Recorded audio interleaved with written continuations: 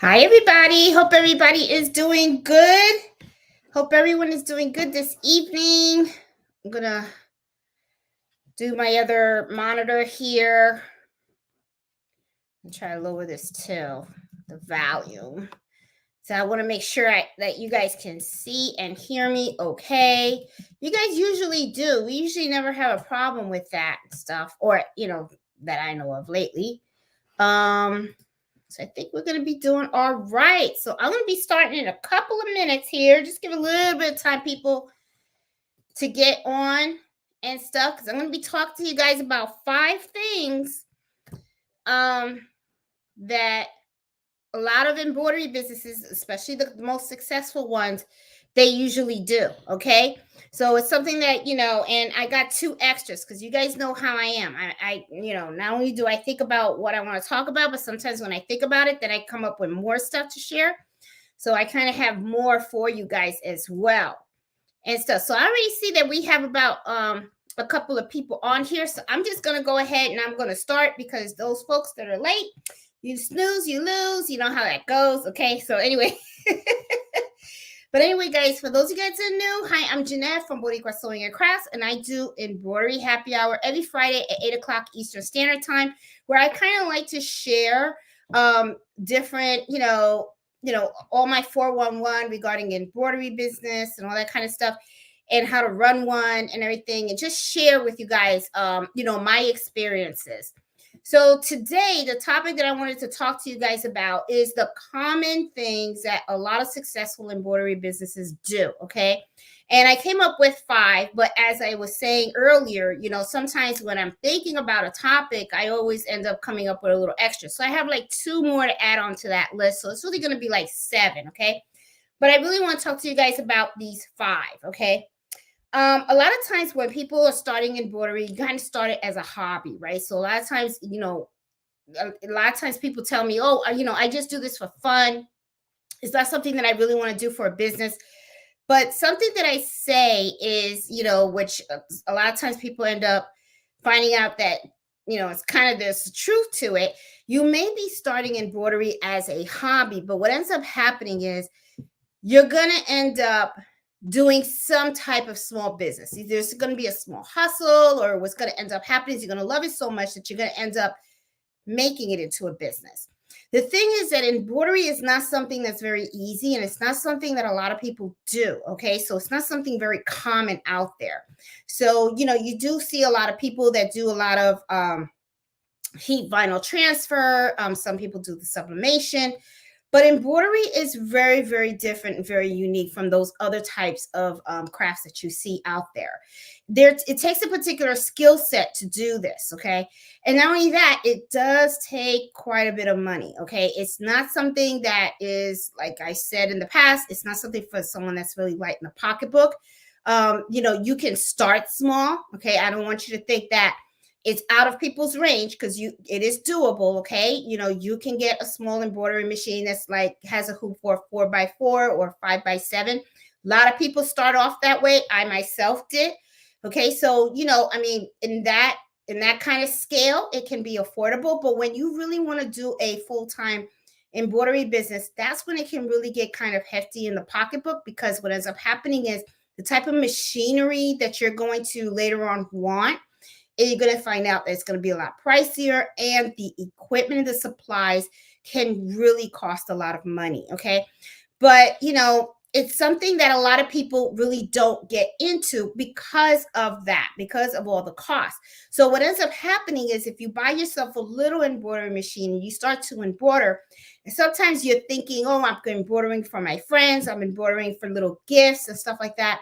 When people end up finding out that this is something that you know how to do, and especially if you do it very well, chances are, seriously, chances are someone is going to approach you and start asking you, can you do something like this for me? Or can you do something like that? At first, you're kind of like, oh, okay, I'll help you out. But after time goes on, you're going to end up finding out that you're going to be like, wait a minute, this can really turn into something for me. And then this is something that I can really sell. Okay. So it does kind of creep up on some folks, like they first want to just do it for fun, but then what ends up happening is they end up saying, okay, I'm not really, I'm starting to notice that what I am doing is not just things that I want to do for my family and friends, but I am now getting approached by folks. So it kind of sometimes turned into sometimes a little bit of a side hustle, right? But the thing is, you want to be successful at it, right? So you want to find out what it is that these other embroidery businesses that are doing that are really, really successful. And what ends up happening is sometimes, even though you didn't intend to be a business, what ends up happening is then you start thinking, okay, now I really do enjoy what I'm doing, and now I do want to expand a little bit. So the first thing that I say is that when you are ready to really branch out, right, and you say, okay, this is no longer something that I just want to do for fun, even though, to be honest, even when you're doing it as a business, it is still a lot of fun. But you really, you have to start planning, right? So that's the first thing that I say is the business plan.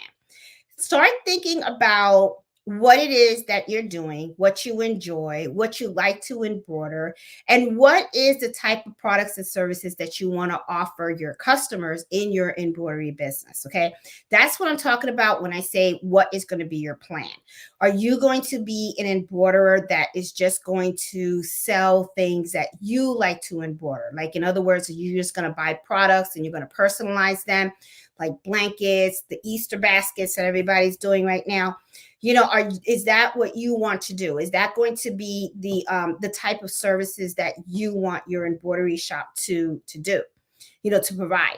Or are you going to be the type of embroiderer that is going to do custom work? Okay, like I kind of do both. I provide products, that are very simple to pull, to do and do very quickly and stuff like that. But I also do enjoy doing custom work. Now, custom work can be very challenging because you really got to know what you're doing. With custom work, you have a lot of customers that come to you with different types of logos. They come to you with different types of ideas, different types of material. So it kind of takes a little while to get into that area. Okay. But the thing is, it is doable. Okay. So you really have to ask yourself the question as to, all right, I'm ready to take that next step. So now I got to come up with my plan, and I'm going to have to really figure out what is the type of products and services that I'm going to offer. Am I going to do the custom work, or am I just going to produce personalized items? Just like I was saying, the Easter baskets, or just personalizing a shirt with a person's name on it, or a beach towel, stuff like that. So you have to really come up with your plan, and you have to really focus on what it is that you really want to do. Okay. What type of products? Okay. Do you want to focus on home products? Do you want to focus on clothing? Do you want to focus on bags? Like the home decor.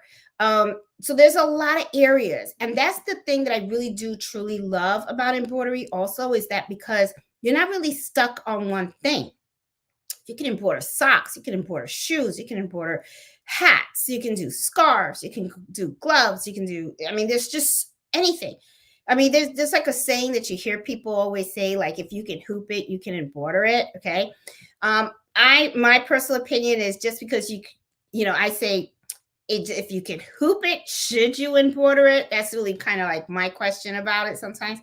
But the thing is that you really need to come up with your plan. You really have to figure out what it is that you want to offer. Then you also think, when you're thinking about your plan, also think about the audience that you want to cater to. Okay. You don't want to take the whole ocean at one time. Okay. But you do want to think about the type of customers that you want. Okay. Do you want to focus on children's items? Do you want to focus on adult items? Do you want to focus on pet items? Right. Because there's a big thing with embroidering dog leashes. Okay. Embroidering dog jackets. There's a lot of clothing out there for pets, right? So some people like their jackets to have the pet's name on it. Sometimes they even want a phone number embroidered, like in tiny print, just in case the dog gets lost. Same thing with the dog leashes. Some people like to have the dog's name on the dog leash with a phone number and stuff like that.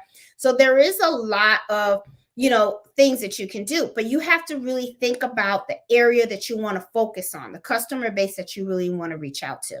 So, you don't want to go off everywhere, because one of the things that I notice is that when I see people go everywhere, they get nowhere. Okay. So you really, I'm not saying that you can't do multiple, can't reach a multiple type of customer base. But what I am saying is that you're going to have to take baby steps if it's true that you want to be successful. When you do too much at one time, you end up with nothing. But if you end up, having a business plan where you can come out and say, okay, this is really what I want to do. This is the vision, and have your short term and your long term goals, and say, for the first year, I'm going to focus on children's products, and these are the products that I want to offer. Excel at that. After that, then say, okay, now I want to branch out and I want to start adding other items, right? I want to now go into pets, and this is the things that I'm going to focus on. I want to do coats, I want to do leashes and stuff like that. And then you excel at that, and then you can branch out little by little. Okay. A lot of times what I see is that people don't have the patience, right? They say to themselves, I'm going to start an embroidery business, it's going to be great, and it can be great, but the thing is, they don't have the patience, and because they didn't develop that business plan with realistic goals and timelines, what ends up happening is they give up. They get discouraged because they feel that things should have happened quicker. And that's another thing too. You have to be very patient. Okay. There's going to be a lot of trials and errors, and you're going to have to really be patient to make sure that everything flows. And a lot of people give up. They give up because they just want everything too quickly. So the business plan is really, really, really important, because it really kind of tells you exactly what it is that you're trying to do. When is it that you're trying to accomplish certain types of goals, and then also understand that this business plan is yours. Okay. So you can modify it. So if you see that you wanted a goal in like 6 months, and you see that maybe that's not going to be doable, it's your plan. So what you do is extend the 6 months for another 6 months. Or, if you see a short-term goal that you created, that you said that should happen within 1 or 2 years, and then you end up finding out that maybe you need a little more training, or maybe, this is just not working out for you and you want to try something else. Well, scratch that and then create another goal and extend it. Everyone learns in different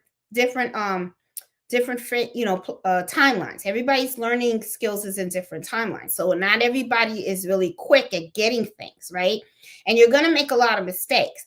And I'm going to be honest with you. I feel that the people that make the most mistakes are the ones that become the most successful, for the simple fact that, first of all, they're not afraid of making the mistakes.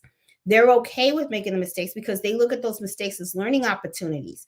They actually look at what they did wrong. Why did I get puckering? Did I not use enough stabilizer? Did I use the wrong stabilizer? Did I use the wrong type of font style? Should I have used a thicker font versus a thinner font? There's just so many things that you can learn from those mistakes. A lot of times, people that are really, really good study their mistakes, and they make sure that they understand why something happened. And then what ends up happening is they really build their skill set. When you build your skill set, that is when you got your stuff really, really tight. That is when you kind of get into that master level, because you really know how to actually embroider well. Okay. A lot of times people have that perception that you just turn on a machine and it's going to go. No, it doesn't. Okay. So make sure that you do have a business plan, and make sure also that inside that business plan that you actually allow yourself time to learn the skill. Okay. Don't just go in there thinking I'm just going to do all this stuff or whatever. You got to make sure you know what you're doing. Okay. Because I don't care what anybody tells you. All right. If you are not very good at what you do, it's not going to go well for you. That's just what I'm saying. Okay.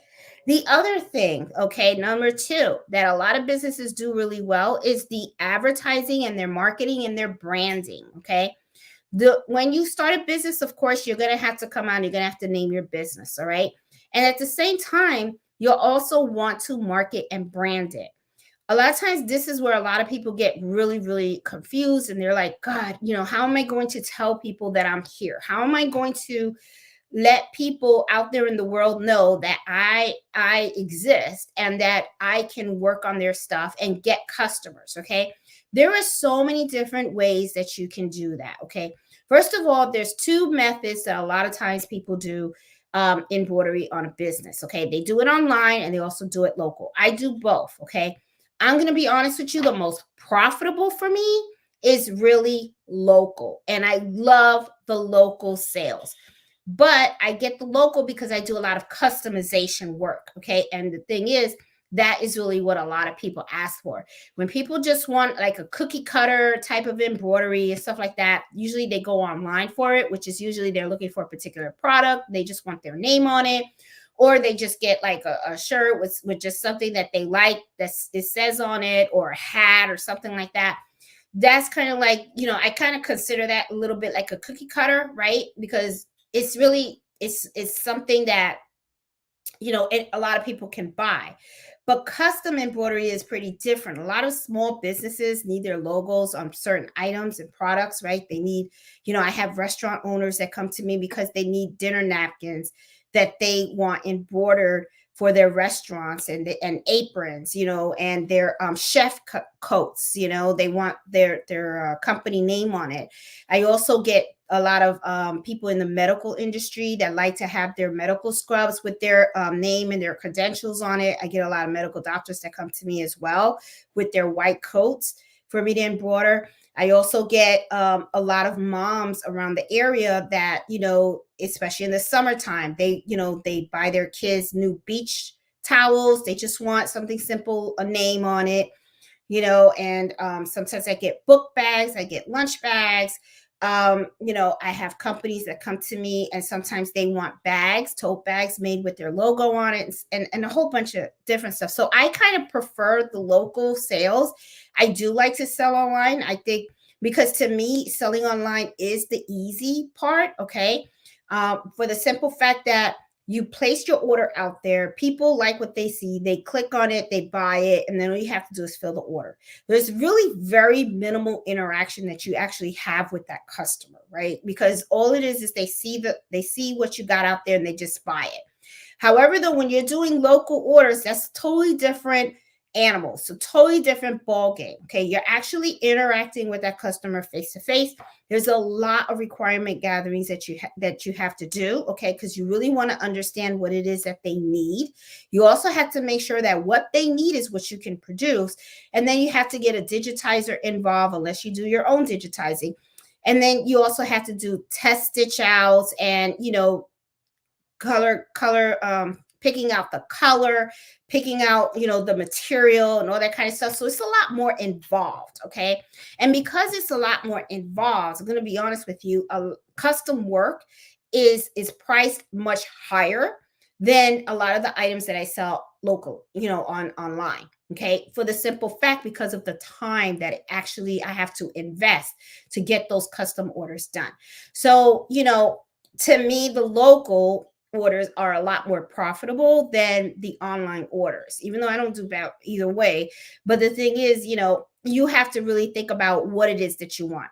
A lot of times for beginners, I do recommend that they do the online, for the simple fact that you're just starting out, right? So you are starting to learn how to embroider. So it's best for you to go ahead and sell products that you feel really comfortable with.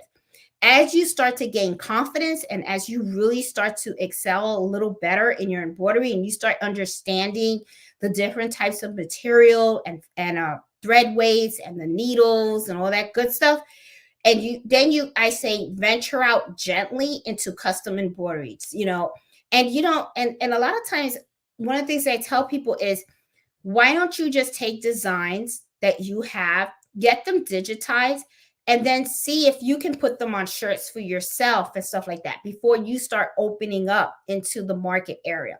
The reason why I say that is this, okay?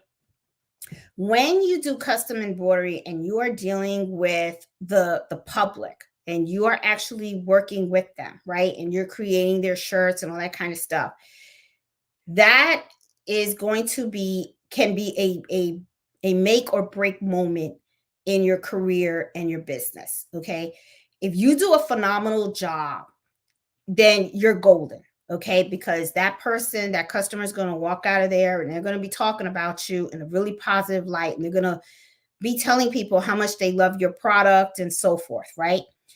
If things don't go well, it can be a killer for you, because what will happen is that customer is going to be unhappy, and they are not going to be shy about sharing their experience with other people outside. So that's why I say be very careful when you venture out into that area, because the simple fact is that you want to make sure that when you put your foot outside that door, you are confident, you know what you're doing, and you're good.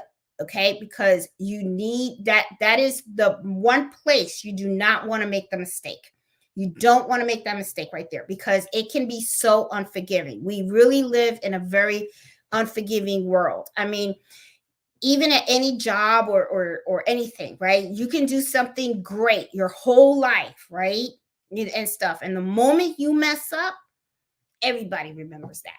They'll remember the mess up. They won't remember all the successes. They remember that one failure. So what I'm saying is, because we live in such an unforgiving world and stuff like that, if when you start, when you know, to get into that type of embroidery and stuff, make sure that you're good. Make sure that you're good, because you don't want something out there that looks awful and has your name on it. Okay.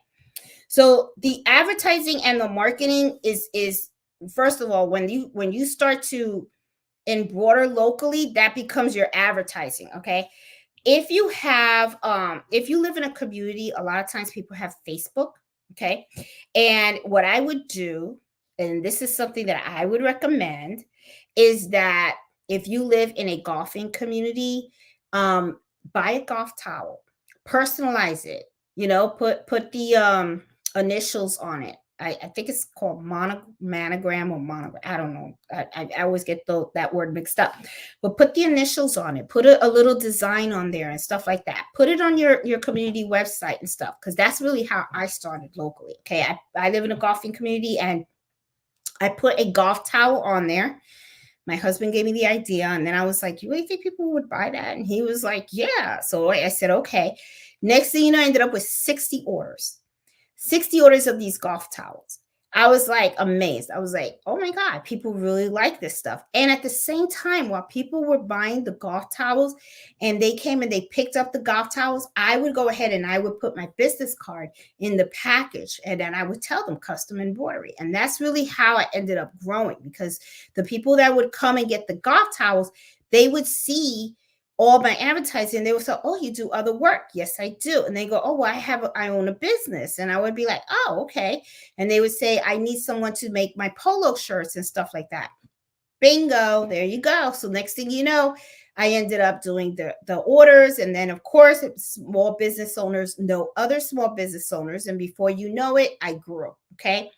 Another way you can grow is make sure that you register your business on Google. Okay. I'm serious. This is really something. It's free. It doesn't cost you anything. Okay. You go and you put your business out there, and you make sure that you identify as an embroidery service. That way, when people need to get any type of embroidery done, because I have met so many customers that way as well. What happens is they need to have something embroidered, right? They don't know where to go. So they'll go on google.com, and then they'll just type embroidery services near me. If I happen to live close to them, my name's going to pop up. So they just grab the phone and they call me, and then they say, "Hey, I'm looking to get this jacket embroidered or this bag embroidered. Do you do a type of embroidery?" "Absolutely. Yes, I do that embroidery." And then I'll tell them, "Can you send me a picture of the item and stuff like that? What is it that you're looking to get embroidered?" And then, I'll always tell them, "Well, I'll have to look into it and make sure I get them, I'll give them an estimate within 24 hours, which I do. And then if they like it and stuff, then I just invoice them. They come, they drop off their items, I get in, and they get their stuff embroidered." So that's another way to go out and find people out there, customers and stuff, by Googling it and stuff like that. On the other thing too, if you have schools, if you have a church that's by you, okay. Also, don't you, when you're selling your items, right? Some people start an Etsy shop, some people do Amazon handmade. I know Michael's is doing something as well. I think Michael's is doing a handmade type of shop or something like that. I know I've gotten the invitation to join it. I haven't joined it and stuff because I figured the Etsy platform is meeting my needs right now. So I'm gonna stick with that for now. Later on, I'll venture out to other platforms, but right now, my life is a little bit too busy. So I really I can't venture out to too much because then what ends up happening is I go on real overload. Okay, because you really got to manage all those platforms. So right now, just managing one platform and doing local orders is good enough for me. That I can do well. So market your items also. Make sure that you get business cards done. Make sure that you get advertisements and stuff. Let me show you some of mine. Here I have some. This is some of the things that I do, okay? Like whenever I get an order, whether it's locally or online, I always put my business card in there, okay? This is what my business card looks like, okay? And like you see, I advertise that I do custom embroidery and stuff like that. I also do put this in my packaging as well, okay? Because this is, for anything that I get on my Etsy shop. And what I do right here is I write the customer's name. Okay. And then I also give them my little card. Okay. Letting them know about this. And then I just tell them a little story about myself, of who I am and all that stuff and what I like to do. So, do market yourself. Having this kind of stuff to market yourself is pretty important. Okay. And I actually have had a lot of customers come to me and say, hey, can I have more than one of your business cards? Because I have a couple of people that are interested in getting in contact with you. And I'm like, sure, no problem. And I'll just give them like 5, so they can give them out. The other thing too is if you have a sewing shop that's by you, okay, ask them, would it be okay if I leave a couple of business cards with you in case someone is looking for an embroiderer? I have gotten customers from that as well, because the sewing shop by me has my business card, and they even have my YouTube card out there too. And I've gotten some subscribers from there as well. And it's been kind of funny because sometimes when I do go to the sewing shop, some people actually recognize me and they're like, oh, I watched your channel. And I'm like, oh, okay. So, it's a really good thing to do. So, there are ways to market yourself. If you have a community bulletin board, right? Like the post office, grocery stores, sometimes they have these little bulletin boards where you see like some people, they're trying to rent a room or something like that, or they're looking for a babysitter or a pet sitter or something like that. Take your business card and put it out there. Put it there. I've gotten customers from that too. You would be surprised how many people walk through those bulletins and they actually look up and they're like reading the different services that are out there. Okay. If you have a wholesaler that's by you, okay, like I have a wholesaler that lives by me and stuff, and I have a couple of business cards there, because sometimes what happens is we have small business owners that go there to buy their their aprons, they go there to buy their coats, their polo shirts and all that kind of stuff. And they're buying the blanks, but they don't know who can do the embroidery of their logo. So what ends up happening is when they go there and they pick up their blanks and stuff, they go, do you know of anybody locally that does embroidery? And right there, they'll pop up my card and they'll say, yeah, you can contact Jeanette. Jeanette does embroidery. I find people that way as well. Okay. So there are so many different ways. And I even wrote, I had a piece of paper in here where I was writing down all these different ways of marketing and all that kind of stuff. Like I talked about, your Facebook page, several Facebook pages and stuff. They also have different neighborhood apps. There's an app called Nextdoor. So a lot of times people advertise on that too. So if I talked about organizations, schools, churches. Also, sometimes what happens is they have these little magazines, like these little neighborhood magazines, right? And if you're interested, I don't know if it costs anything, because I know my neighborhood has a little magazine, but sometimes you can take out a little ad on the magazine, and you can advertise your business there if you want to. Okay. I'm sure it doesn't cost much. I'm sure the bigger the ad, the more the cost. But if you probably want to take like a little a little section of a page or something like that, I'm sure you can call them up and say, hey, how much is it for whatever? They'll let you know, right? So let me see. Also, this is another thing too. You can do samples. Okay.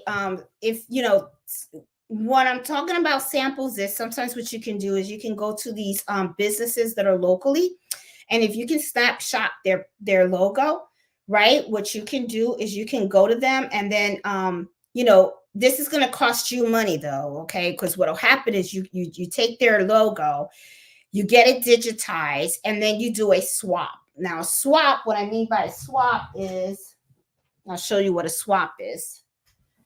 It's something like this.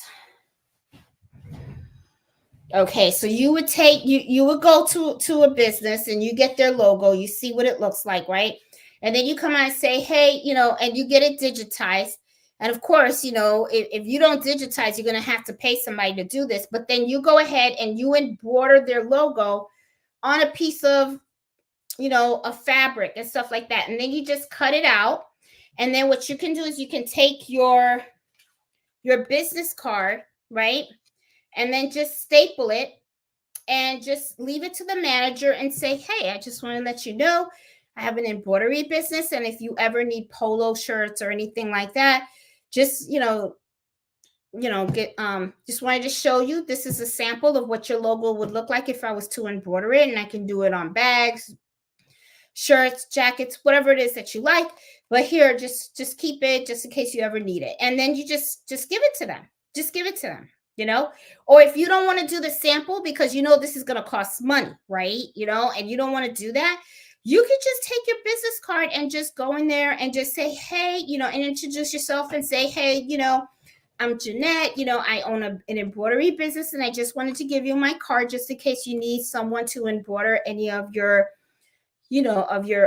items for your business and stuff like that. And there you go. It doesn't hurt. It doesn't hurt to do that, and stuff. And I mean, what's the worst that can happen? They could take it and they could throw it out. So what? They're lost, not yours, right?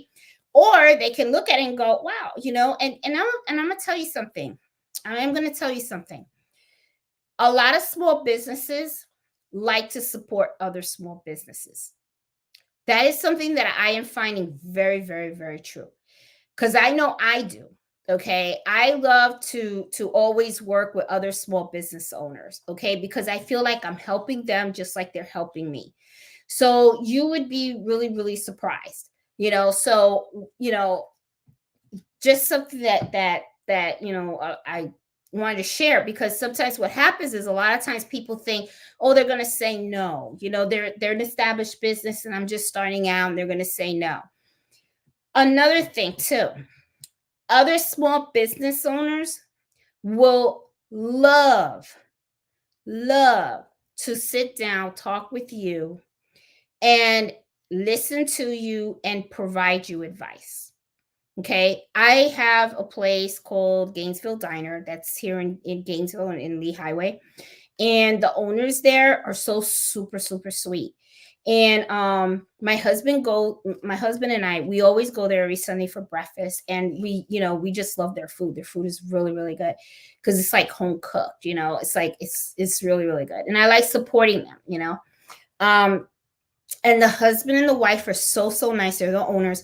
And, they know I have an embroidery business and stuff. And let me tell you, he has actually sometimes have taken the time to actually sit down with me and actually provide advice, business advice about, business taxes and running a business and doing QuickBooks and all that kind of stuff and everything, and I learned so, so much, so don't be afraid to reach out to other small businesses, okay? Because they can also be an advocate for you, and they can help you and stuff like that. So, there, branding and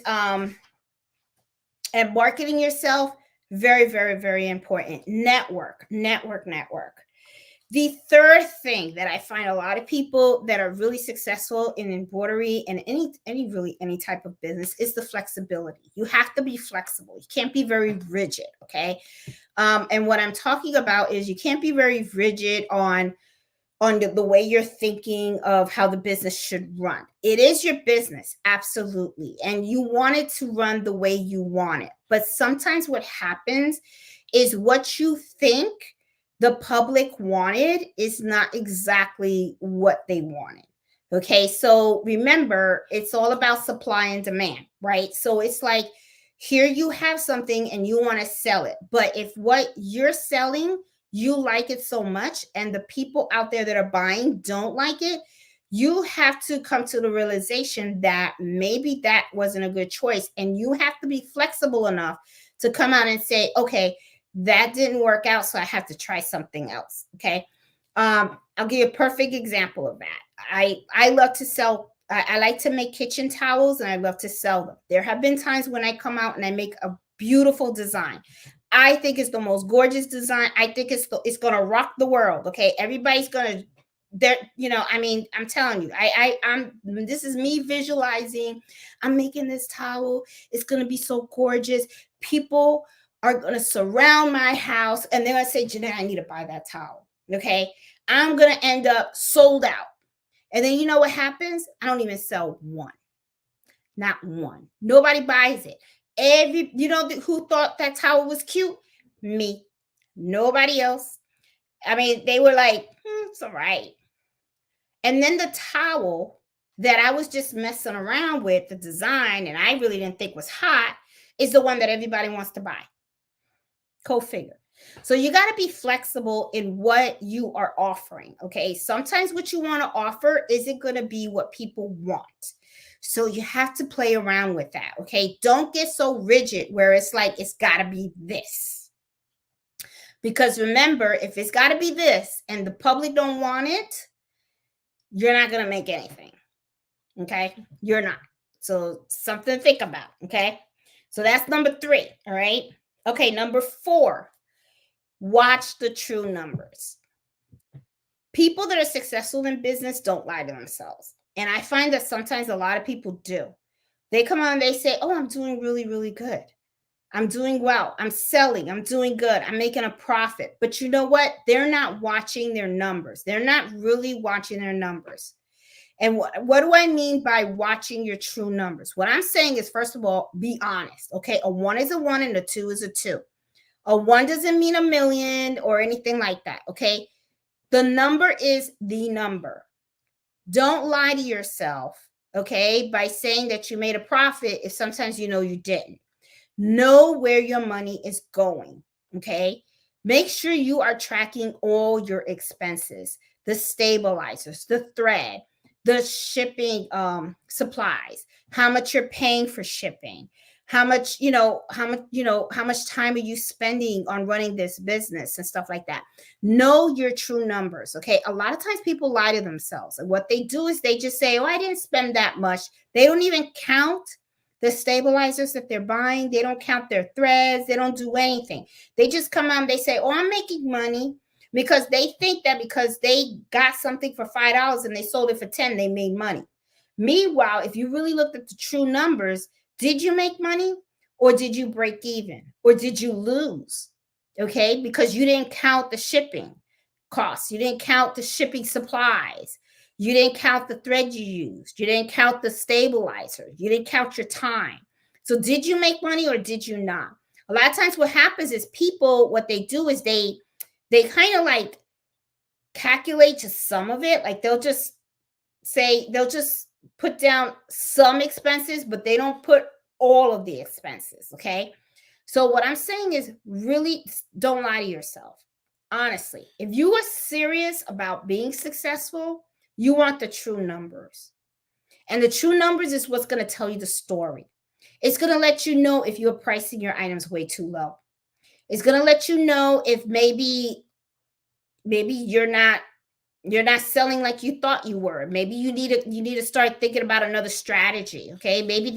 Maybe selling kid items isn't your thing, and then also learn not only your numbers, but know your data. What are the products? What are your best sellers?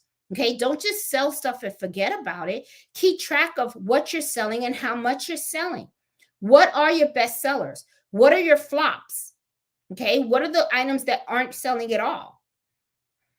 You know, keep your data. A lot of times what happens is people don't. They don't mind their data and they don't mind their numbers.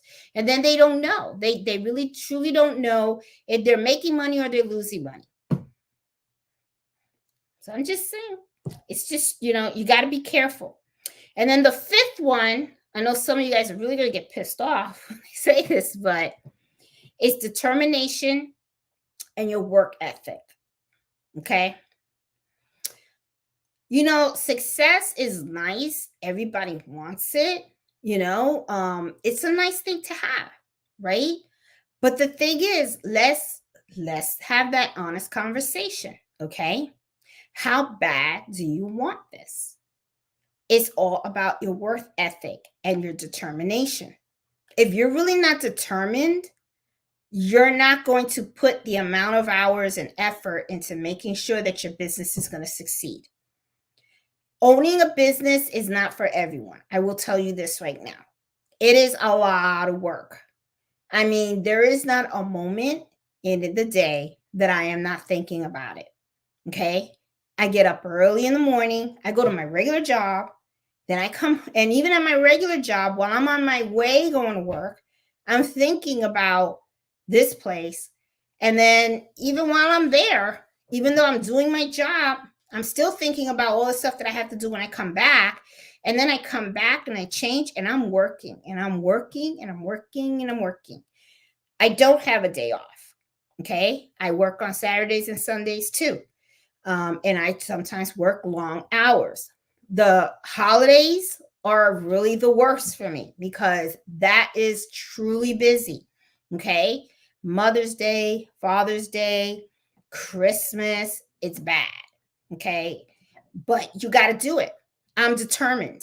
Okay. Failure is not going to be an option for me. I want this. This is what I want. And it depends on how bad you want it. Okay. If you're not going to do the work, you're not going to see a certain level of success.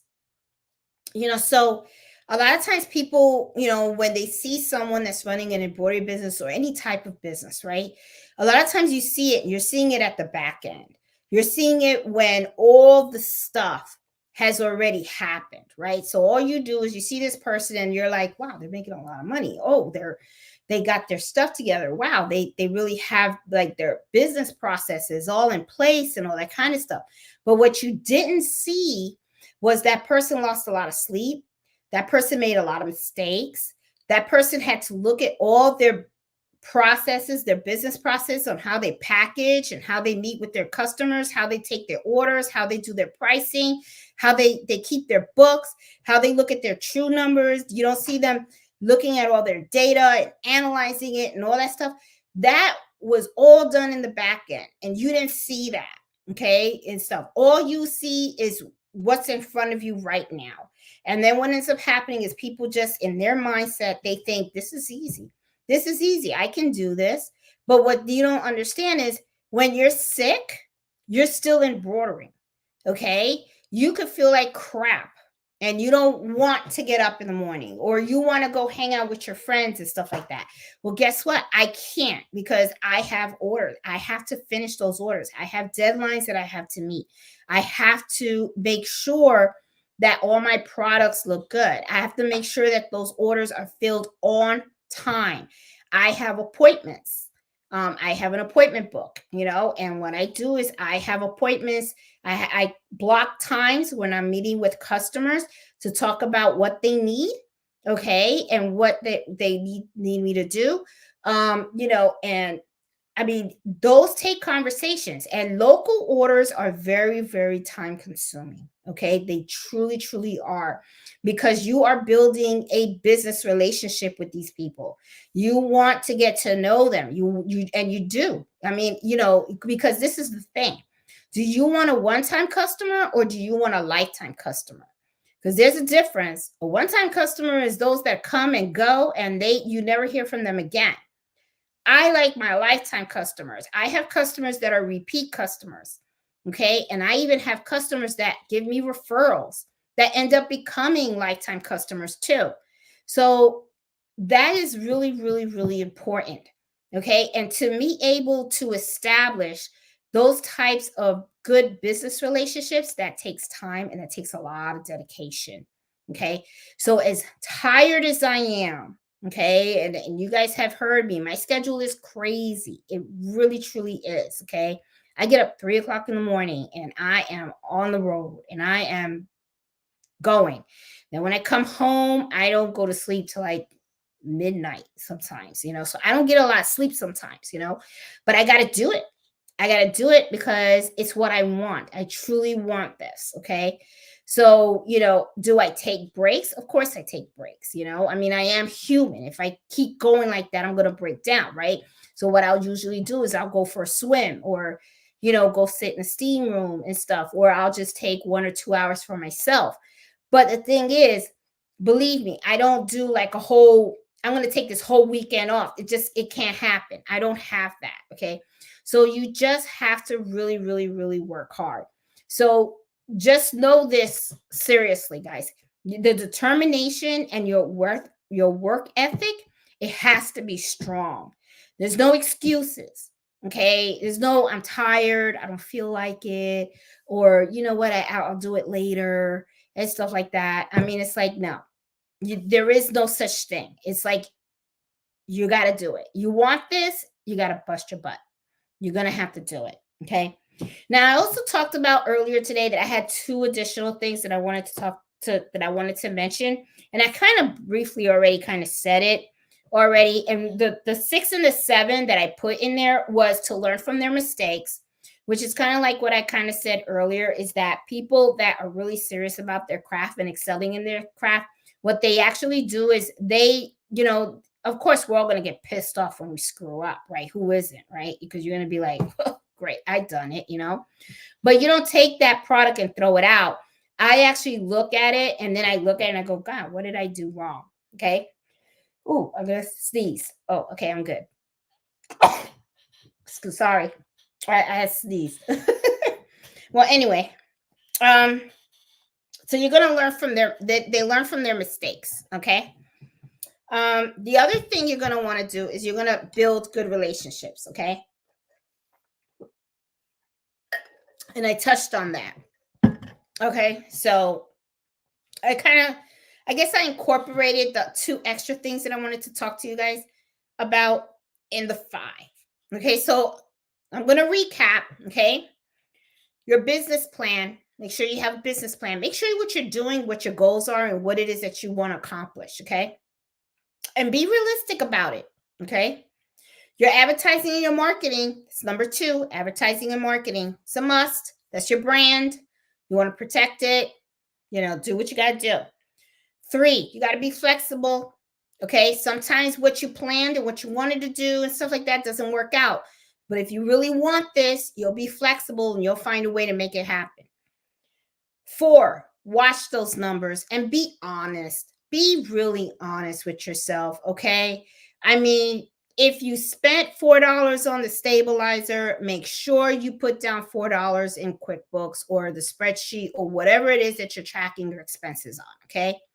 Make sure that you are subtracting all those expenses from your profit. And make sure that when you're gathering all this information on your numbers, take the time to actually read the story. Those numbers tell a story. Okay. They tell you the story of the truth. Now they're only going to tell you the truth if you write down the truth. Now, if the numbers you write down are all lies and everything like that, you're not going to get crap. Okay. Is no value there. Okay. But be honest with the numbers. All right. Because that's going to tell you whether you are being successful or not. It's also going to let you know if you are pricing correctly. Okay. Because if you're seeing that you are selling a lot, but your expenses are way too much, take a look at the individual orders and see, okay, well, with this order, these were my expenses for this order, and this is how much I sold it for. Did I make a good enough profit? Was the bottom line what I wanted, or should I have gotten more? Okay. And that's a big problem that a lot of people have in the beginning of of running an embroidery business. They don't know how to price their items correctly. And this is the other thing too. What ends up happening is you look at someone else's price, and because they're pricing low, you think I should price low too. There's a lot of things that go into account when you're pricing. Okay. You got to look at where you live. All right. If you live somewhere where the cost of living is very low, they're not going to, people most likely are not going to have that kind of money to go ahead and spend extra money on embroidery. Okay. You have to make sure that you're pricing for your area, and that you are pricing so that you can be profitable too. Okay. So it's just, it's tricky. And I know it's tricky. It's a part of embroidery that a lot of people really struggle with. I struggled with it myself also, but you got to remember, it's something that you have to really think about. Okay. And you're going to study it. That's something that you're going to study. It's not perfect. And that's the other thing too. I see a lot of people, like, they come on, they say, hey, I'm doing this and I want to sell it. Oh, my battery's running low on the phone. I'm doing this. I want to sell it. And then they go on Facebook and they ask everybody, what should I price it at? And I'm thinking to myself, you need to learn how to do that yourself. You really, truly do. Now, I'm not saying it's not bad to go out and ask opinions. Yeah, you can ask for opinions. But you got to remember, when you go on a platform like Facebook and stuff like that, and you start asking people, hey, how much would you price this for? What you're doing is you're asking people from all over the place, all over the United States. Everybody has everybody's numbers is different. Okay, some places are very high cost. Some places are not. Okay, so, and you may end up, like, let's say you live in a high cost area, right? And you're buying your thread from there, and you're buying your stabilizers from there, and all that kind of stuff, right?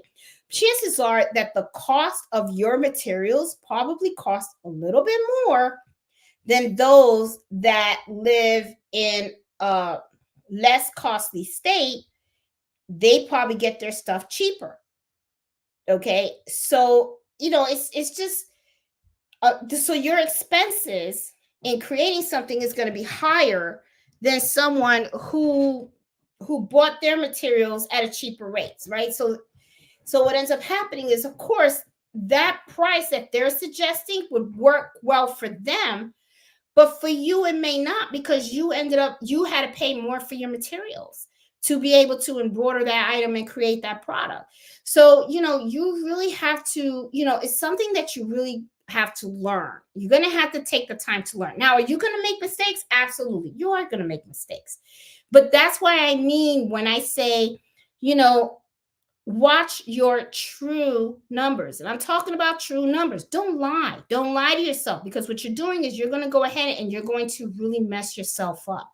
And you don't want to do that. Okay. You want to be able to be successful.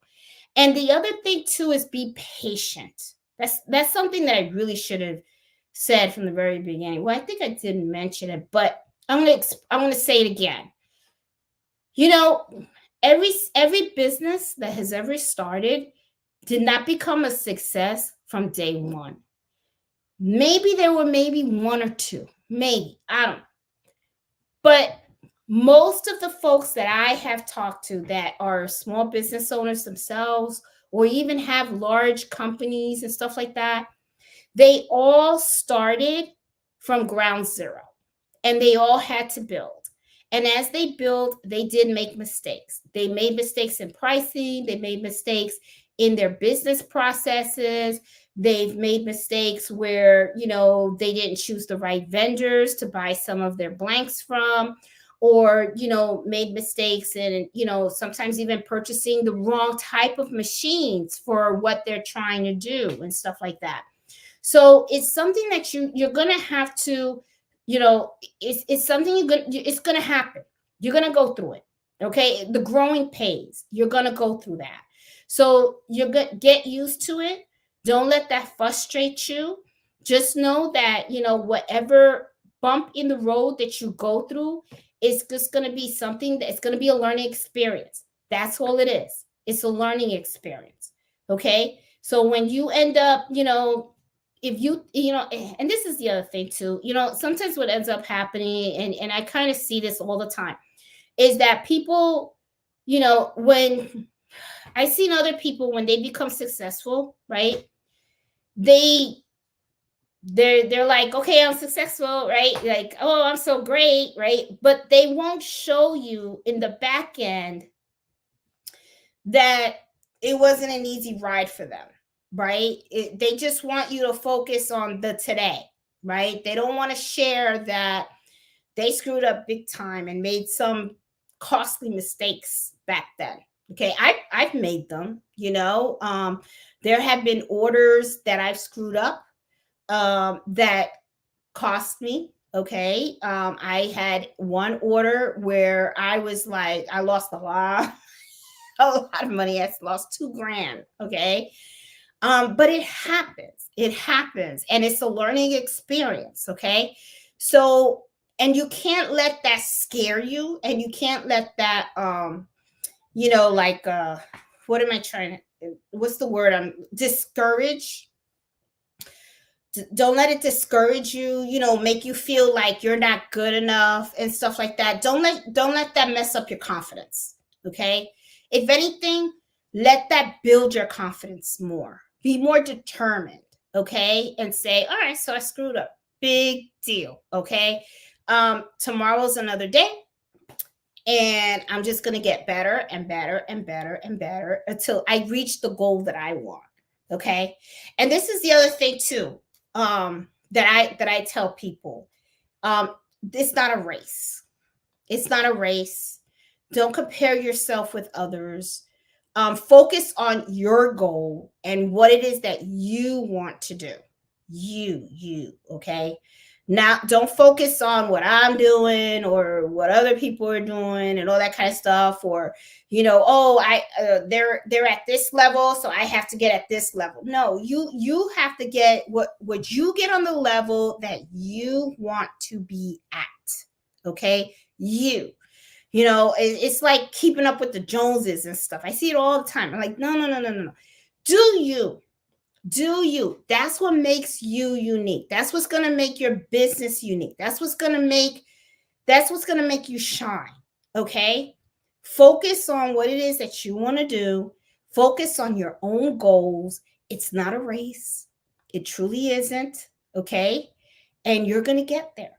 And you get there when you get there. And when you finally reach to where you want to be, you're going to be able to look back and you're going to be proud. And you're going to be like, wow, look at what I've done. And I'm talking about small successes. Okay? Like, I love it when I see people like they just started, and then they put on our Facebook group and go, I just got my first order. That's a milestone. That is an awesome, awesome milestone for somebody to get. It's an honor. It really is. It's like, wow, like I got my first order, my first go at this. I mean, it's awesome. It really is. It's a feeling that it has you on the clouds. Then first you get that excited feeling, and then I know you guys are going to laugh. The next feeling that you get is the nervousness. Okay. You're going to be like, oh my God, I don't want to screw this up. Oh my God, am I good enough? You're going to start to doubt yourself. Oh my God. Oh my God. What if I screw it up? I don't want to screw it up. Oh my God. Oh my God. Knock that feeling out of the way and just focus. Do it. You got this. You can do it. Okay. And if you made a mistake, just replace the item. You'll be fine. You know what I'm saying? Life's going to go on. But, it's like I find that a lot of times people just, fear is what stops them. I know that. And I know, I see it all the time, where I see the comments. Oh, I bought the embroidery machine. It's in the box. I'm looking at it. You're looking at it. Okay. You spent all that money. You're looking at a box. Okay. So I'm like, no, open the box. Oh my God. I don't want to turn on the machine. I might break it. Okay. There's something called a repair shop. You break it, you'll get it fixed. No big deal. It's going to be okay. So it's just something that, I just wanted to share with you guys tonight, yeah, because I know a lot of people have been trying to, get into the business and stuff. Some people are afraid, and some people are confused about where to start, what to do, where to focus on, and all that kind of stuff. But I know all you guys are going to be okay and stuff. So it is 9 o'clock. I think for a long time I haven't like stopped right on time. Okay. So now that I shared the topic for this week, I'm actually going to go down all of the chat because I want to say hi to everybody and just hang out with you guys and stuff. Hey Peggy, hi Buffy Cheeky, how are you? Hey Judy, hey Cindy, Karen. How you doing, other Karen? Hey Alyssa, hey Marsha, Joanne, Alice, Iris. How you doing, Lydia? Hey Crafty Puerto Rican, how are you? Hey Pearl. Hey Kay Parita, Jenny, Angela, and Stitches. Char, how are you? How you doing? I see Iris, Angie, Becky, how are you? And I was thinking about you the other day, Becky, because I was using the little bag that you gave me. I have it hanging. Where is it? I don't know if you see it. It's right there. My little, right by the SC1900. Got it hanging on my wall. Got all my little stuff in there and stuff. I was thinking about you the other day. Hey, Sassy. Hey, Iris. Hey, Baby Giant. How are you? Hey, Jackie. Hey, Miriam. Hey, Joan. I see Judy. Deborah, how you doing? Robin, Eartha. Hey, Rita. What'd you say? Oh, thanks for sending me the info. I asked you for the wrong thing, though. I'll figure it out. Oh, okay. Well, if you need help, Rita, let me know. Hey, Tiny Stitches and Crafts, how are you? Hey, So Creative. Hey, Danielle, how are you? How you doing, hon? Hey, Kim. Kim said, you are talking to me for sure tonight. I've been trying to stuff for locals and not doing what I know I think will sell. I'm going to get in peep in a group. You're going to do fine, Kim. It's going to take time. Whatever you do, don't give up. That's for sure. Hey, Veronica, how are you? Hey, Nettie, how you doing? Ozzy, how you doing, hon? Ozzy's in the house. Hey, Kathy. Hey, Gail, how are you? Went to ship a package and got an order for 2 polos and their logo and a sweatshirt. Marlene, you're rocking it. You are rocking it, girl. I always include 3 business cards and a kitchen magnet that's identical to my business cards with all my orders plus a personalized card. That is awesome. See, yeah, I mean, you have to advertise. You have to advertise. What? I only got 40 likes. Come on, guys, give me those thumbs up. That helps the channel. And if you're new and you haven't subscribed, please consider subscribing. And stuff. Hey, Mary Woods, how you doing? Are there any rules about digitizing someone's logo without their permission? If you don't use it, okay, but if you were to digitize it, I haven't had any issues with it. I've digitized it and then I embroider it and I actually give it to the store, the owner.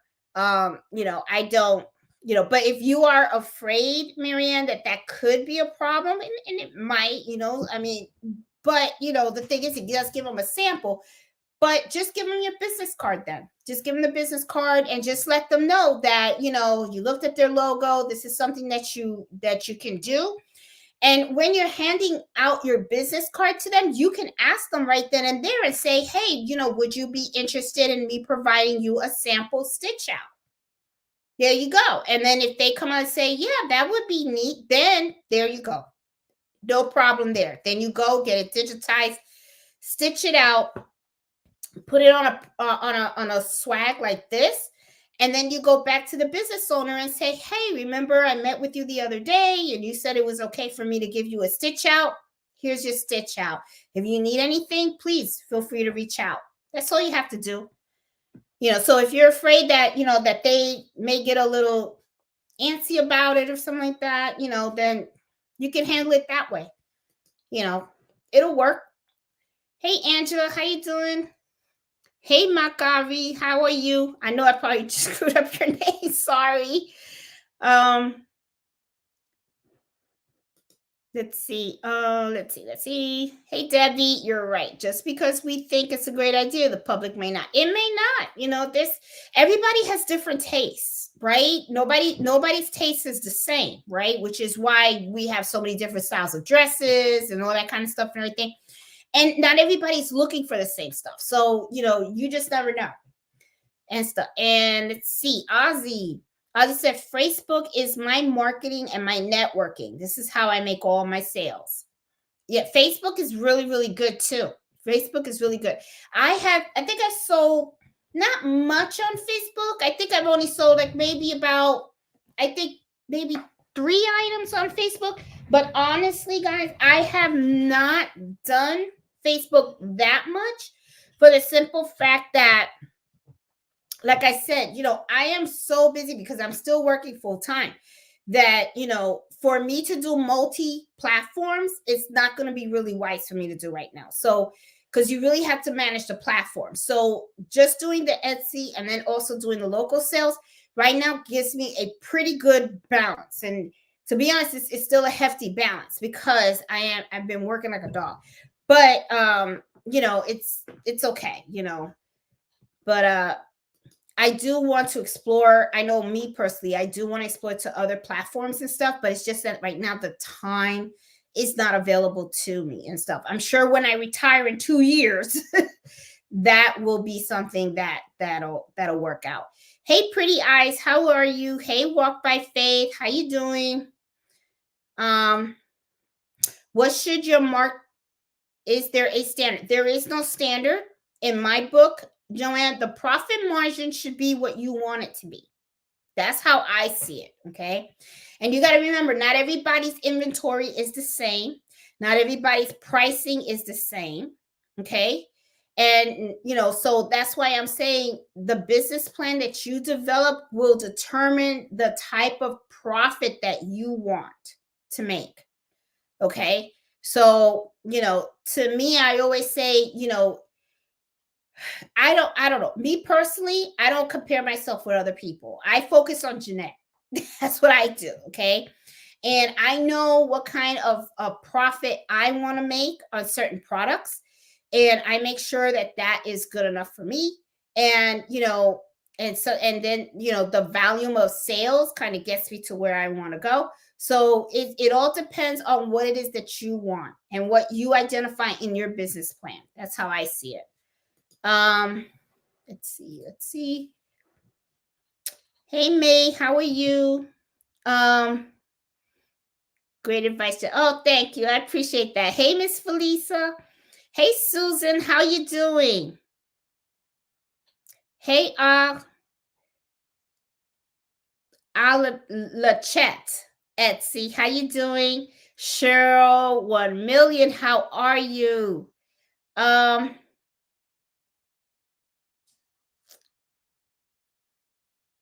let it own you. What is it?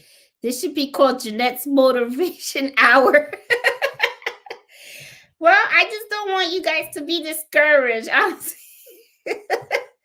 But I'm glad that, I'm lifting you guys up a little bit because see, the thing is too, it's like, just like with life, I mean, everybody loves success, but everybody, it's like they make a big deal about failure, right? And I feel like people are taught to fear failure, be ashamed of failure, like, oh, don't tell people about your mistakes. Why? I mean, why? It's like I'm human, right? So sometimes I kind of think about it like, society, it's like it sets it up for you to be doomed. That's how I kind of see it, right? it's like, oh, you should be ashamed of the mistakes, or you shouldn't talk about the mistakes, or just always just talk about the good. So, but to me, it's like, it's part of the success, right? It's the growth. And how do you grow, right? You grow by making mistakes. You grow about, you know, learning from those errors. And you have to learn, to me, you have to embrace the mistakes, because that's how you excel and that's how you become better every day. And I just feel like we live in a society where we're kind of like taught to be ashamed of them, or be embarrassed by them. And I'm like, I don't, me personally, I don't feel that way. I don't feel that we should feel ashamed of making a mistake, because you're a person, you're human, right? We're not like robots. And don't robots make mistakes too? Like, when the computer code kind of goes crazy and stuff like that. I mean, it's life. So, so I don't know. That's just how I feel about it. I don't know. I could be wrong, but hey, um, hey Nancy, how are you? I'm a beginner. And can I use BX with the, oh no. Okay, Nancy. Okay, BX files are a type of format that can be used with a software called Embroidery. Okay, that's where you would use the BX files. Now, the Brother PE SC 1900, what it does is it uses a file format called PES. That is the format that you want to stick to. However, if you do have the software called Embroidery, okay, then yes, you can purchase the BX files, and then you would use those BX files in the embroidery software. But when you save that file to go on a USB port, or for you to transfer over to the machine, you have to have it converted to a PS file, because that is the file format that the Brother reads. Okay, so I hope that helps you a little bit. Hey, so creative, how you doing? Hey, Classy. Hey, M Wells. Where's Nancy and Mel? I think Nancy is pretty exhausted. She's tired. She's been working a lot, and I had to admit, I have been tiring her myself, because I've had her working a little bit on my QuickBooks account. Okay, so she's been helping me with some of my accounting for the business and stuff, because if you guys that don't know, she's actually an accountant. So I, of course, am going to bother my sister for her knowledge. So she has been working on my QuickBooks a bit. And she is pretty exhausted. Mello, they're asking about you, boo-boo. Where's my Mello? I guess he doesn't want to do Cameo today. I don't know. I'm sure he'll come out. Mello, boo-boo, come here. Boo-boo, Mello, boo-boo.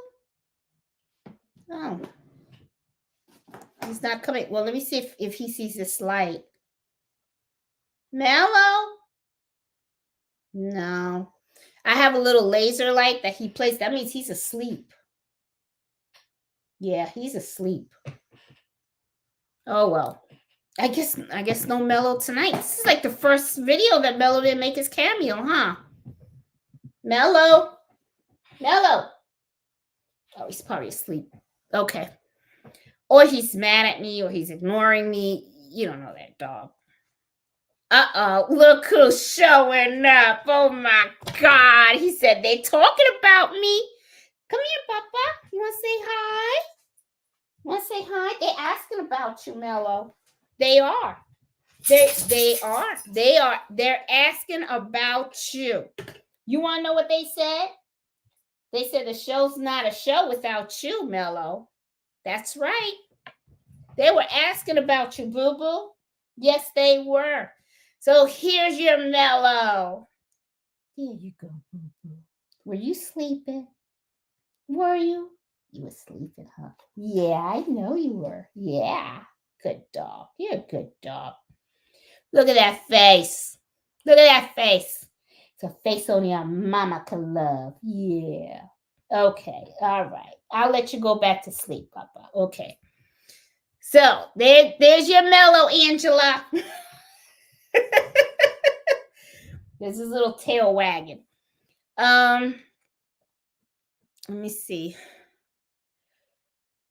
Let's see. I tell my husband Jeanette is the embroidery evangelist. Hey Cynthia, how you doing? Jay, what sweatshirt brand does everyone use? There's a lot of different sweatshirt brands that you can use, Joy. There's Gildan. Shoot, I have a whole book of let me see. Hold on. All right, I have a wholesaler book. Let me see. There's Gildan brand, Next Level. One of the things, American Apparel, one of the things, Joy, that I would do, there's like a website called jiffyshirts.com. They have a lot of shirts. What I like about that place is that they make returning items easier, right? So, but this is one of the things that I usually do with local folks. I don't like being in the business of apparel. I really don't. So what I usually do is when I do orders for local folks, I work with them and I go through this website, Jiffy Shirts, or if they're local here, but here there's a manufacturer called this is the place that's by me. Okay, they're not that far from me at all, and it's a wholesaler, and I can buy blanks from them. Now, what I usually do is because they're also, a lot of folks are small business owners, just like myself, they can go there and they can purchase the items from them. So what I usually do is a lot of times they have the same book that I have. And I tell them just go to ACC, pick out your apparel, like your polo shirts or your sweatshirts or whatever, right? And bring them to me, but just make sure you let me know where you got them from. And if you got them from ACC, not a problem, because I can go ahead and I can get replacements from them if I need it. And then I have the customer bring me the shirts, and then I'll embroider them and give them back. So what I usually do is what I charge is for the service of embroidery.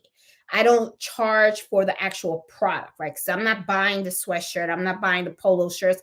I have them buy it, bring them to me, and then all I do is do the embroidery work. Okay. And I prefer that because that way I'm just focusing on, on actually just selling the service of embroidery. I don't want to get into the business of it, because then what happens is, to me, I look at it like then my house turns into a warehouse, and I don't want that. Okay. First of all, I don't have the room.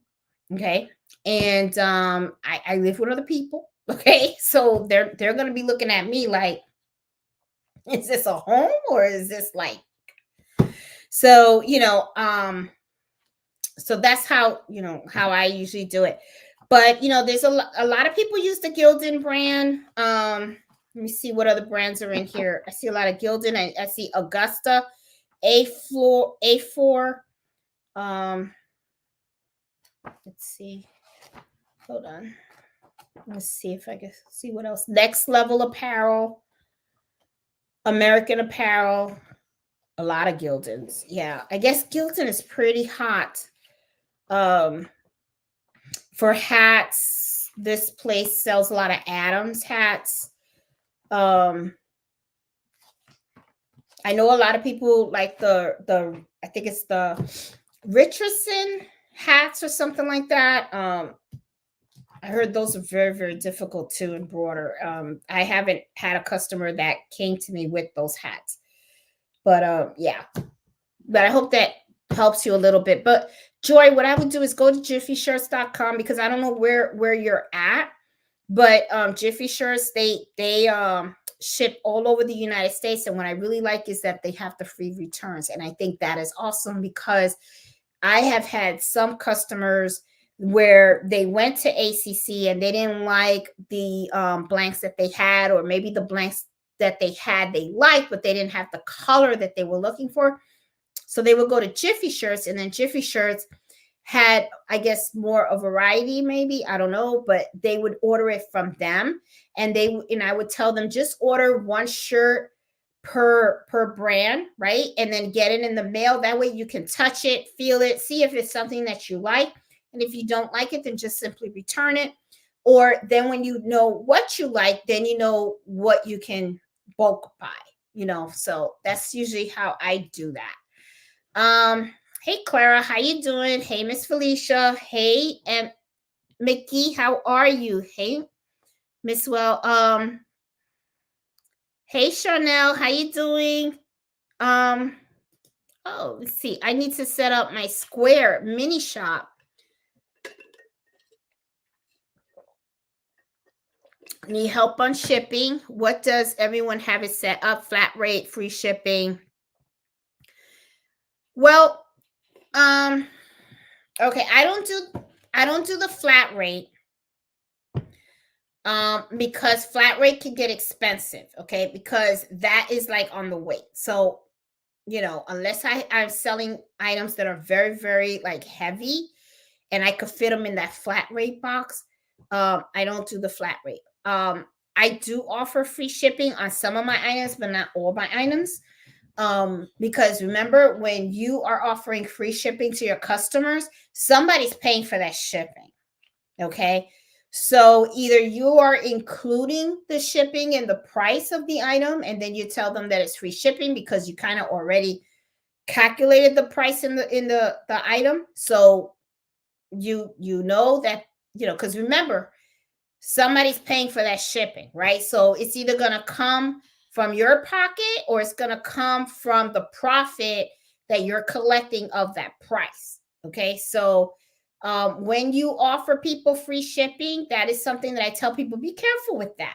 Okay. Be careful with that, because when you are offering folks free shipping, that shipping cost is coming out of somewhere. Okay. So, if you're selling something for $20 and you offer free shipping, and to ship it costs $5, then right there, you're down to 15. Okay. And then you have to take away the cost of the actual material you use to make the item, then the cost of all the packaging, the cost of your stabilizer, your thread. So you see how it starts to go, right? So if you did it at 20 and you know it's $5, you already know that there's $15. Then you have the other expenses, right? So that's going to start coming down, right? So, or what I would do is, if the $19 is where you want to be at, and you know the shipping's going to cost $5, then that's where I turn around and I say, well, you know what?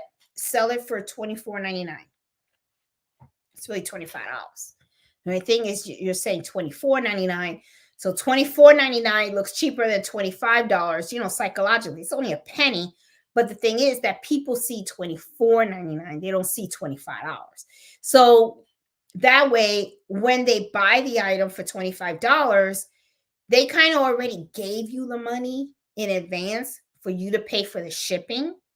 And then from the $20 is where you start subtracting materials and all that kind of stuff and everything. So you'll see a bigger profit. Okay. So that's usually how I do it. And Wells, hope that helped a little bit. And so, hey Rosita, how you doing? And I use pirate shipping as well. They're pretty good. I like them. Let's see. Hey Kim, there are so many home embroiderers in my area. I could throw a stick from the yard and hit one or two of these people in any directions. Prices are too low. But you know what, Kim? Are they good? Just because somebody's out there embroidering doesn't mean they're very good. Okay. Remember, it's a skill. It's a skill. So I wouldn't let that deter you. Okay. And you got to remember too, this is how I look at it too. So you have people by you that do embroidery. I'm not the only one around here that do embroidery. I know there's other people around me that do embroidery, okay?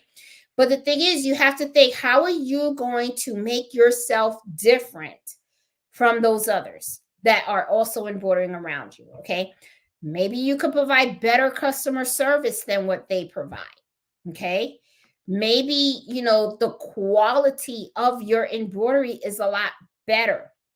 Okay, so that's some of the things you need to think about, because you got to remember, there's going to be competition, right? So it's kind of like I don't know, like Honda and Toyota, right? The two automobile companies, right? So they both offer cars, right? So what do you have to do? You have to see what is it that's going to make your shop so unique from the other shops. Maybe you can market your embroidery shop a lot better than they do, okay? Put your name more out there than they do. When you get the customers and stuff, another thing too is you can offer discounts. You can offer discounts to customers. Some people do that, okay? You can, return customers, you return, or a referral. You can do referral programs. You refer somebody to me. The next time you come and get an order, I'll give you 10% off. There you go. There's a lot of things. You got to make, competition too, Kim. Don't look at it as a negative thing. Look at that. To me, I look at it as a positive thing, because that means they're going to up your game. They're going to make sure you up your game. That's what they're going to do. They're going to make sure you're awake, you're on it, and you're going to do good. So don't look at competition as a bad thing. To me, I think it's a really good thing, because it's going to make me work harder. It's going to make sure that I am better, okay? That I'm going to market myself better, and I'm going to provide better customer service. Do your thing. I'm telling you, do your thing. Don't let that deter you and stuff. I know I have a customer right now that reached out. Give me 1 minute. Can I come by tomorrow? Oh, yeah. Okay, hold on. Sorry, guys. I know this is unusual, but absolutely. Just let me know when you want to stop by, so I can make sure I am home. There you go. All right. Yeah. I had an order of Easter baskets and stuff. Even though I said I was done, I wasn't going to make any more, but somebody else reached out, and then I said, okay. So I was able to go get more Easter baskets. So 3 more. So yeah, those Easter baskets are selling like hotcakes. And they're really good Easter baskets too, because they're like sewn. So it's something they can use for next year, So I'm like, oh, they're pretty good. Yeah, so don't be afraid of the competition, Kim. Competition is good. It's healthy, okay? Hey, Miss Apu, how are you? Hey, Linda, how you doing? Yes, that exciting feeling about getting orders. Got 10 orders for Easter baskets. Then the nervousness set in. But just dig. And yeah, you're gonna get nervous. It's a big deal, and it's a moment. It's a milestone. You're like, oh my God, somebody wants to buy from me, And then, and you know what? It's funny, because the excitement doesn't go away. It really doesn't. You just get more and more and more excited and stuff. No failures, only lessons to be learned from. Absolutely, Angela. I agree. Yes, that exciting feeling that you get when you get your first orders, 10 Easter baskets. And the nervousness set in, but I did get it done, and I'm kind of proud of myself. See, there you go. There you go.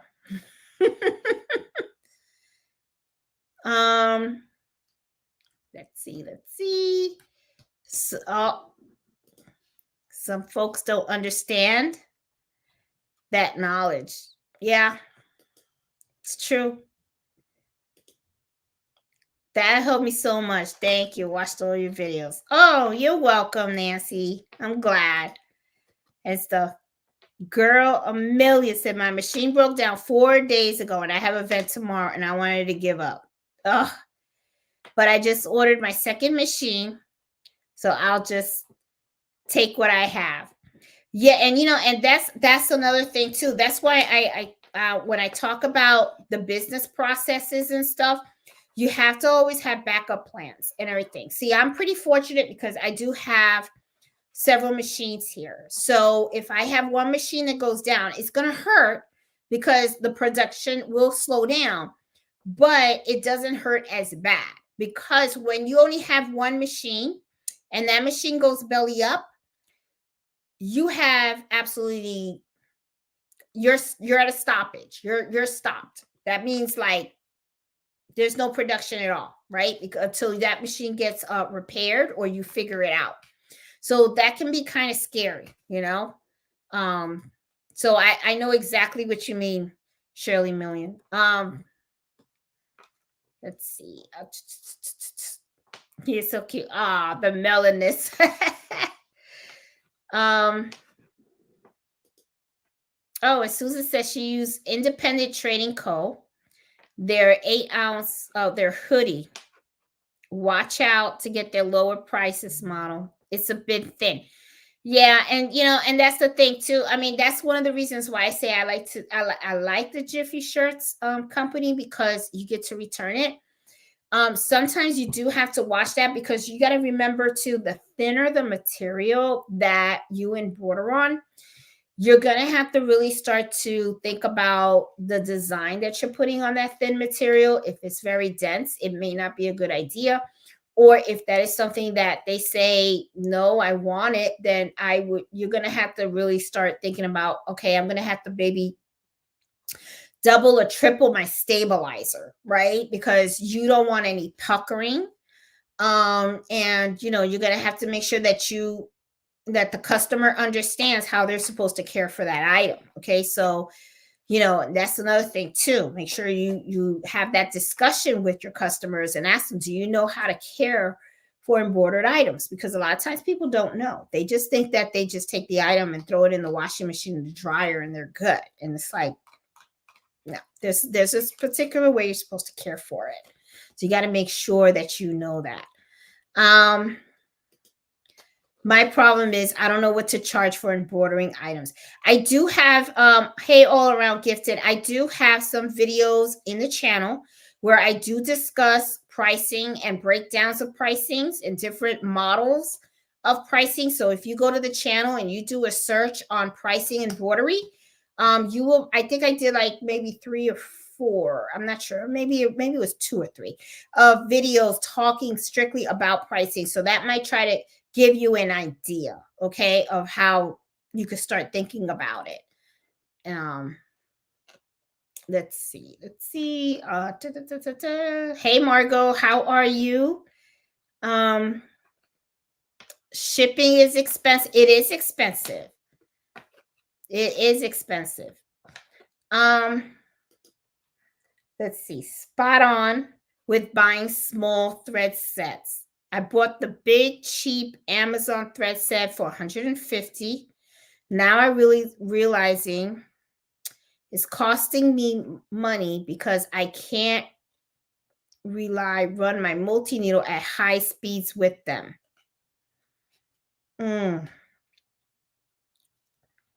Oh, Bob, that sucks. What thread is good to use? There are a lot of different brands out there, Nancy.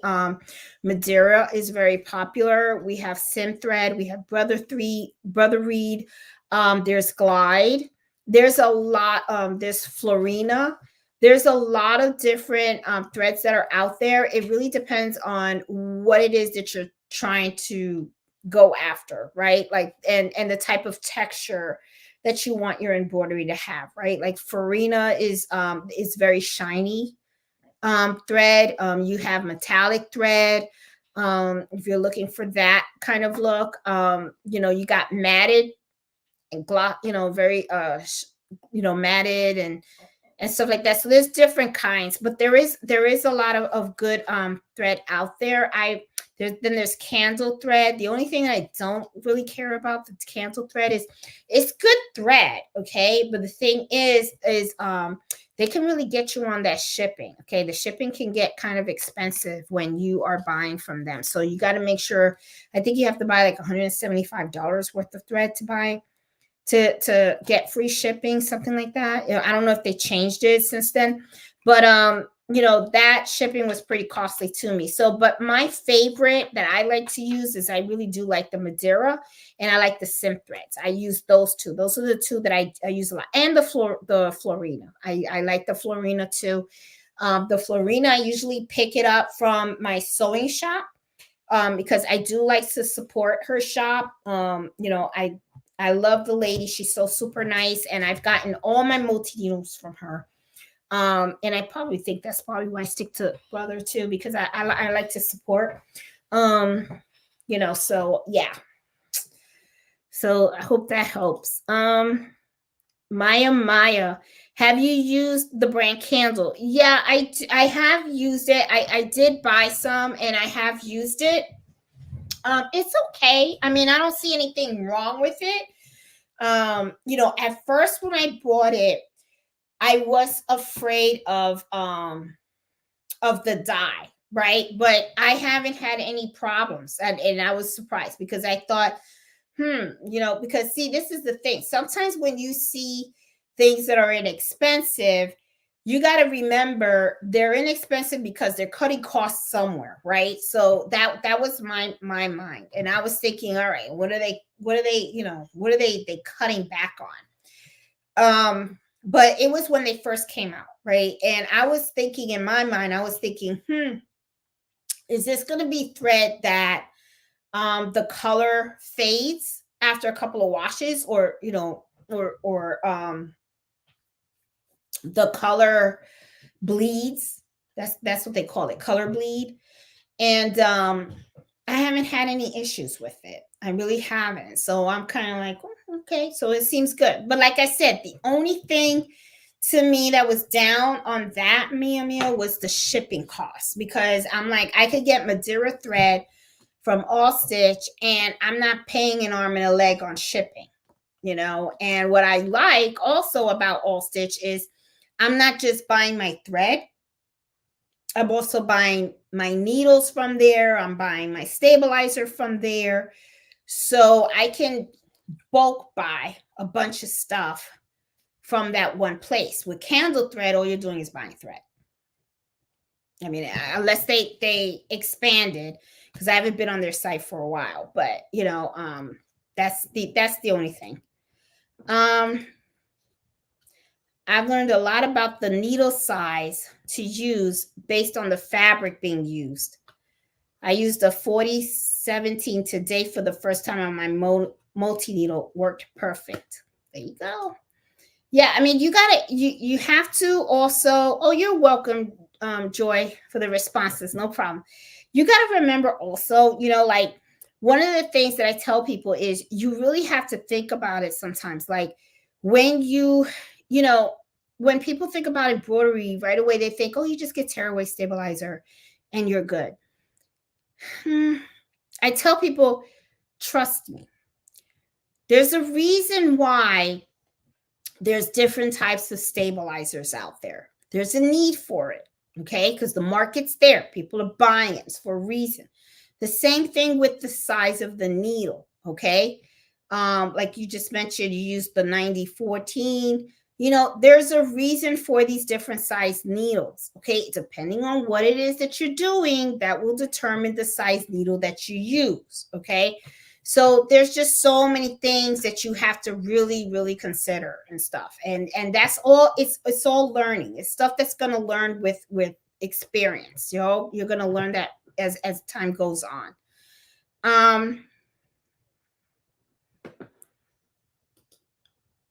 She said, buy it small when you can feel the difference. Cheap stuff you can snag by pulling on it. Madeira feels like it's cutting into your skin when you try. Madeira is very good thread. It really is. It is. It's a little bit on the pricier side. I will admit that, but it's really good. Let's see. Oh, thank you, Margot, for asking. Nancy's doing good. She's just tired. She's working a lot. My mom is doing really good too. They're both doing well. Mom is still adjusting, you know, she's still adjusting to living alone and all that kind of stuff and everything, but she's hanging in there. We do call her often, keeping her busy. So she's doing good. I appreciate you asking. And Nancy's doing good too. And so she's still doing her Saturday lives. So, which I keep missing. And I'm like, oh, because I get caught doing stuff on Saturdays, but she's they're both doing good. Thank you so much for asking. Hey Carol, how are you? Hey Elizabeth, how are you? Um, I'm so happy to watch your videos. I learned a lot. Started helping my daughter with some shirts. Oh, that's awesome. I'm glad that you were able to. Yes, I am talking. Evelyn? I probably jacked up the name of that thread. Yeah, but that is the thread that I am referring to. Yes, I do use that thread a lot, and I like it. It's shiny. Though that is my favorite thread to use for dinner napkins. When I'm embroidering dinner napkins, that's the way to go. Yeah. And I did some today. Let me show you. I am playing around with placement on the dinner napkins. This is a 2-inch. I think this was a little too high. I didn't like that. It's way too high. And then here I lowered it a little bit. This is a 2-inch, and I think this is a good place. I think this is too small. Okay, I think this was a 2-inch. I'm gonna do a 3-inch. I think a 3-inch should be better. It'll show a lot more, but it's cute. But this is Floria thread, and I don't know if you guys can see. I'm gonna try to move this a little bit. I don't know if you guys can tell, but it's shiny thread. This thread is pretty shiny, and I kind of like it. For dinner napkins, I like Florina because I feel like the thread has a little shine to it, so I kind of like that. Let me see. Did you know that in Brilliance you can go to print preview page 3 and see the total? Yes, you can, and help you. Yes, Bob. Yes. Usually, what I do is I look at that, and that does help. It does help because you get the stitch count, and it tells you the color changes and everything like that. It is on page 3, but I always usually just print out page 1 because I'm just focusing more on the template. But yes, that is a page that you can look at, and that'll help. Yes, and I love that functionality too. I really do. And sometimes what I'll do too, Bob, is that I sometimes will print out that information page just to share with the customer so that they are aware of how many stitches are involved in their design. Okay, because sometimes what happens is customers, they see an image, but they have no idea how many stitches are involved in developing that. And because they don't know, they don't understand your pricing, right? Because the thing is, the more stitches that machine has to stitch, and depending the type of stitching too, because there may be sections in there where I have to slow down the machine. Okay. And they may also be sections in there where I can't use the same type of weight thread or the same needle size. So that's one of the reasons why I like to have this as well, because I explain to my customer that like this design right here requires 2 different needle sizes and 2 different weight threads. Okay. So I can explain that to them. And at the same time, when I show them this, I show them that this is over 40,000 stitches. Okay. So the more stitches that an item has, the longer that item is going to be occupying my machine. So it does help to calculate the cost and everything. And when you give that to them, it kind of helps them because then they have a better understanding as to why something costs us, why you're pricing a certain way. So yeah, thanks, Bob. I appreciate you pointing that out and stuff, because that is something that a lot of people can use and stuff. Let me see. Hey Denise, how are you? Let's see. Oh, I have to try that thread, Marcia. I think you've mentioned it before in the past, and several people have too. And I do want to give that a shot because I'm always interested in trying different brands of thread and stuff just to see how they're doing. Floreon E.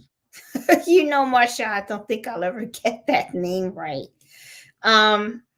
All right, it looks like we're good. Okay, I got everybody in the chat. That's awesome. And I got my topic in, and it looks like we're going to be it's just too shy of 2 hours today, because I know, one of the things too that some people say, they're like, oh my God, your lives are so long.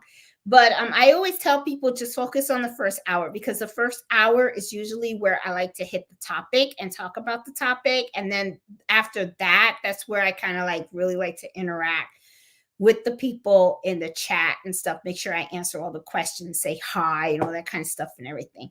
So guys, I am going to call it the night because I am a little exhausted because I did finish a big order today, and it's all packaged up. It's downstairs. And I'm exhausted. So I want to get some rest because tomorrow morning I got to tackle hats. And yeah, so I got some big orders that I have to get out. And I want to make sure that I am up. So I'm planning on getting up at around 5 or 6 o'clock in the morning, have a quick breakfast, my coffee, my toast, come up here, change all my needles on all the machines, put on my hat hoops, rethread all 3 machines, and just start working. And my goal is to get that order done by around 10 o'clock. And then I plan on videotaping. I already videotaped something today, but I need to view it because I got a new camera. I got this camera right here, and I have to tell you, I am not used to this. Okay, I'm used to using my iPhone, but I bought this, and the last 2 videos that I put on there, people said they like this a lot better because it was more clearer. But the thing is that yeah, I use this, and I need to videotape so that way I can make sure that that it came out good. And I have to edit those videos, and I want to get it out. And in that video that I did shoot today, it's about how to set up your multi-needle machine, the Brother 1055X, and it's probably going to be very similar to the 6-needle machines. Also, how you set up a machine to embroider complicated logos such as this. Okay, what I do is I reserve certain needles, that have different thread. How to do different threads, right? So it's going to be, I'm hoping, I want to watch it because I want to make sure that I explained it clear. Okay. But the thing is that this design requires 2 different size needles and 2 different weight threads. Okay. 40 and 60, and the 7511 and the 65-9 needle. So what I'm going to be doing in the video is first of all, I want to explain why. Why are we using 2 different size needles and 2 different weight threads? Okay. Then we're going to go over to the machine, and I'm going to show you guys how I actually set up that machine so that when it is embroidering 40 weight thread, it's going at 1 speed. And then when it switches over to the needle that has the 60 weight thread, the machine is going to slow down and it's going to embroider on another speed. Okay, because in the 60 weight thread, that's when you do these small fonts. And when I embroider small fonts like this, usually what I do is I like to slow down my machine. So I'm going to be showing you guys how to do that. And I want to make sure that it's really, really clear because, like I said, I like my videos set up so that people can watch them and understand them, and then they can learn and then, do their thing, right? And help them. Okay. So hopefully I will have that video uploaded tomorrow, because while I am embroidering my hats, I am going to be editing it. I'm going to make sure that it sounds good. If it doesn't sound good, I'll have to refilm it. So hopefully when I'm done with the hats, I can refilm it if I have to, and then edit it and post it. That's the goal. The goal is to get that one video up there, because I need to put more videos out there for you guys. I want to do a whole series on these multi-needles, because just like I did the series on the SC1900 that helped a lot of people, I want to do it on this machine too. But I want it to be crystal clear, and I don't want it where you guys are going to fall asleep on it either, because if you fall asleep with the video, you're not going to learn. So anyway, but like I said, thank you so much for watching, and I really appreciate you guys spending Fridays with me. I mean, you guys could be anywhere else, but you guys like hanging out with me, and I think that's like so super awesome. I really hope that you guys enjoy the information that I have given you, and if you did, please, honestly, give me a thumbs up. And please, if you like what you hear, and you like the value, of the videos that I provide, please consider subscribing, because it does help the channel grow.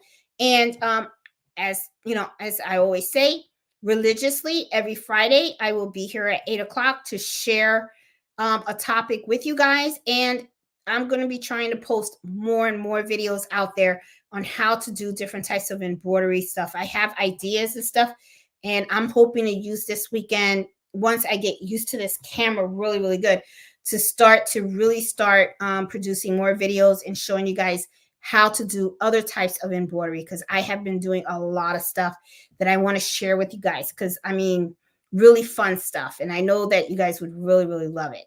So anyway, guys, please, like I said, give me that thumbs up and subscribe, and you guys please have a great, great, great weekend, and enjoy those machines, and don't let anything stop you from getting to where you want to go. Okay, you guys can all do it. All right. So I will talk to you guys later. You guys have a great weekend. Please take care of you, and I will see you next Friday. So I'll talk to you guys later. Have a good night. Enjoy your weekend. Bye.